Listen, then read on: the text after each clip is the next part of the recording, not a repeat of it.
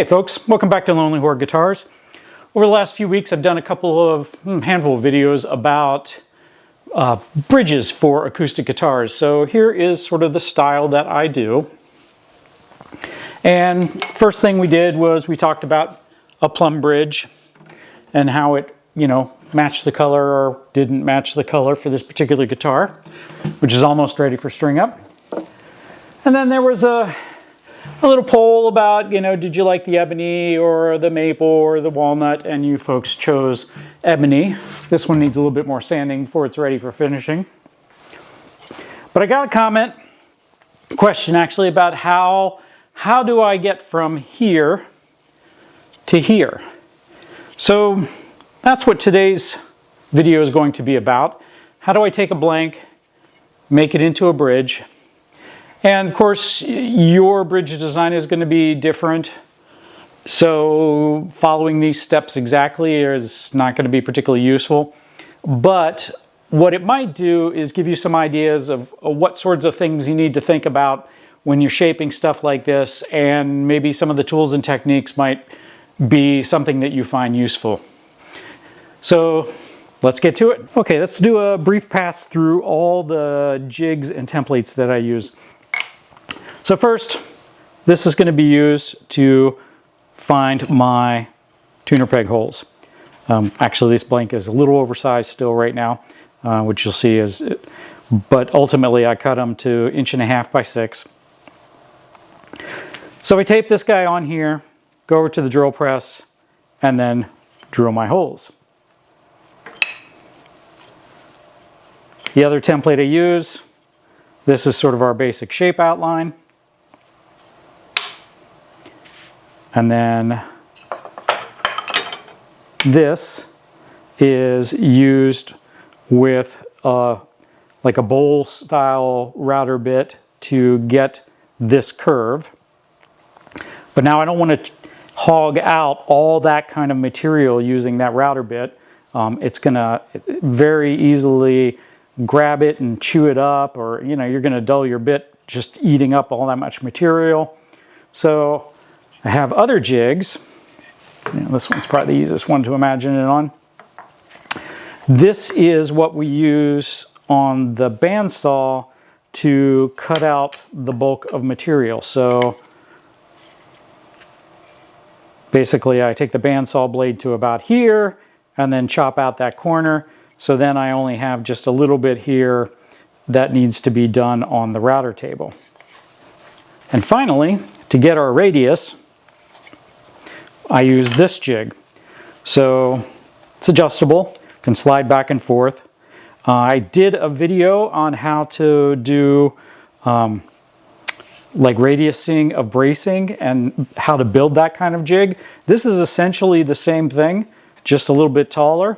And I've got some guides along the sides to help keep it straight. But essentially, tape this guy here, run a router bit across it, gives us our 16-inch radius. And when we get into this jig, I will show how it was built. Okay, over at the drill press, first thing I've done is marked bass and treble on my blank, so that, and on the bottom too, because I'm not cutting away at those spots. Sometimes in the heat of battle, you lose your place, and as long as you've got something you can reference, then you'll be in a lot better shape. Next, we want to go ahead and tape the template.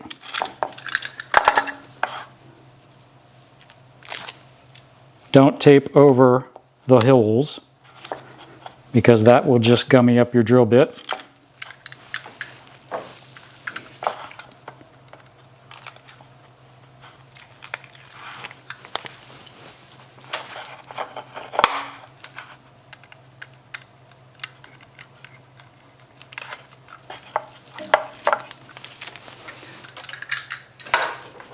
And then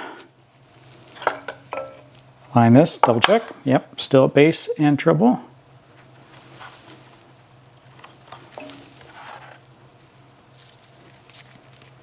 And we're all ready to go. Now the drill bit I'm using here is a Brad Point drill bit. I don't like old-fashioned twist bits. They will tend to wander and jerk things around. So this is the way to go for these kinds of things to get clean holes. The other thing is I've got a little bit of backing material here, so I'm not going to blow out the back too bad with tear out. Well, let's go ahead and drill our holes.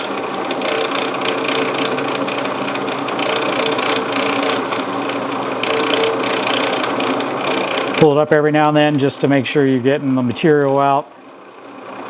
It will drill a terrible hole if this gets compacted in there.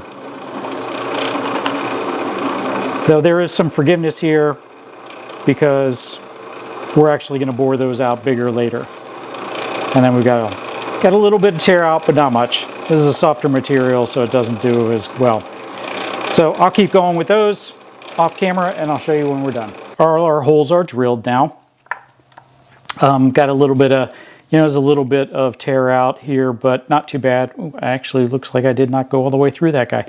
I'll need to fix that. But anyways, we talked a little bit earlier about how order does matter. This is a good thing to do first because this doesn't change the general shape. I can still tape a flat template to this. There's nothing in here that is changing the way the outside dimensions on this.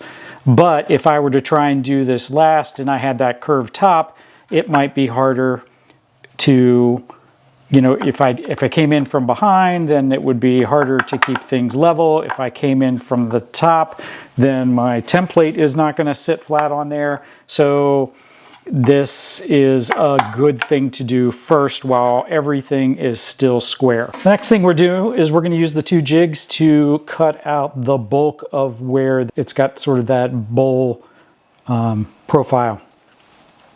Now these 2 jigs, basically I took the design and figured out where I could run a line that wasn't going to cut into that curve.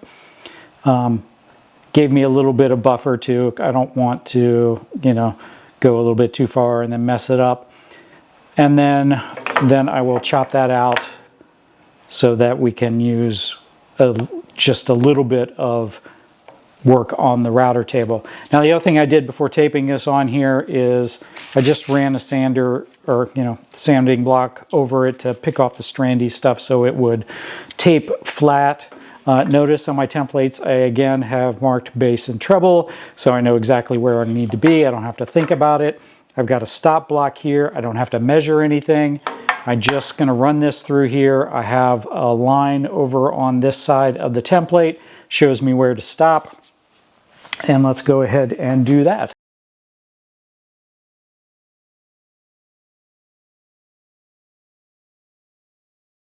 Okay, so here we are at the router table. Got our template taped here and aligned on our center line. We've got this round over bit here. It's bearing guide, so this is going to run against our template and chew out this stuff right here. Now right now the height is set so that it is just a hair below what we cut out. When we'll go ahead and get the bulk of this out, and then we'll bump it up just a little bit so that we get a nice smooth transition, and then clean up the rest of this with it. Now, this is one of those things where this could grab, and I don't feel very strong, and confident about holding a piece of wood like this, cutting against end grain. That is sketchy for me. So here's what I do. I've got a set of clamps here. Make sure that my template is exposed. Now this is flat against the table. Crank it down. Make sure my profile is nice and even, so I've got good clamping force all the way across. And it looks like I could probably tighten this one up a little bit and that one up a little bit.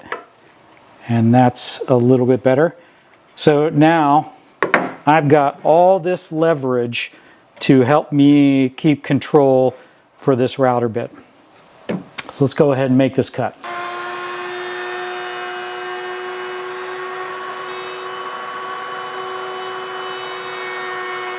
Template's off. We've got our nice bowl profile here, and then we'll have to do fine sanding, of course, to clean that up a bit. I got a little bit of scorching here, but some of that will go away as we do the outer profile. So the back is still flat here, so that's where we're gonna tape our template for the outer profile. Now we're going to just use a guide bit to run against the template and cut this out. I'm going to do 1/4 inch passes on this.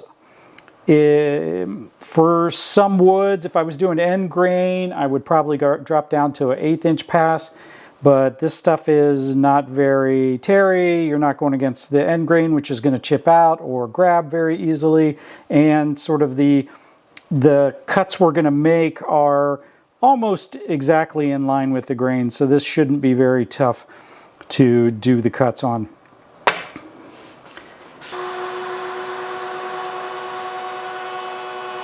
Okay, so we've got our basic shape here, and I did get a little bit of chip out here. This is what I really should have done, and I usually do this but forgot it in sort of the heat of the moment. Usually what I do is I take this over to the bandsaw and then I cut out the bulk of that corner so that the router bit doesn't have that much to grab onto.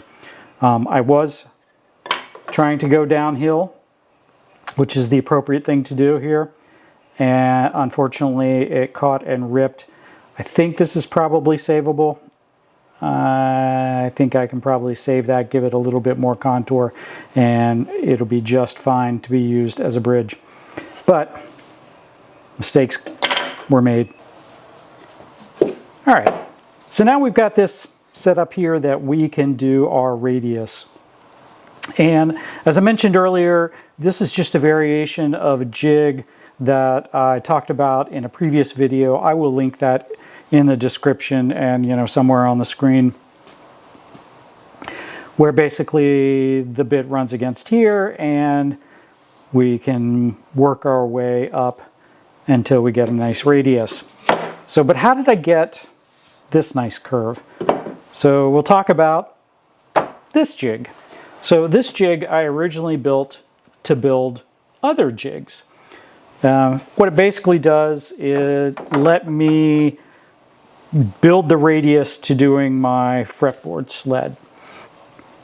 And I've got this piece of plexi, and when my router base is screwed in here, it's actually screwed in here like this. These are the various holes that get me particular radiuses so that I can do my router sleds. So when I needed one for 16-inch actual, I figured out did the math to figure out where that's going to be, drilled a new hole, a little bit of aluminum gets stuck in here, and then put a piece of wood here. So in this case, I just did 8 inches to match this sled and use the router to cut a nice 16-inch radius. So sometimes you have to make a jig so that you can make a jig.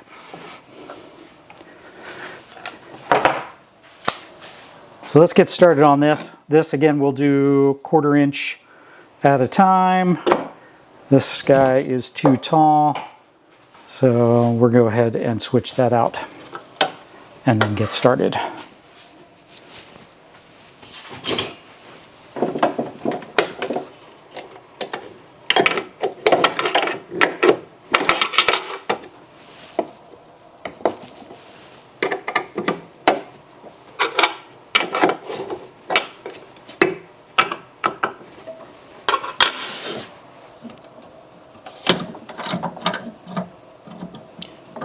So I have done this with this bad boy, or this bad boy, to do it all in one pass. That terrifies me. It'll do it, But that big old spinning chunk of metal there makes me nervous.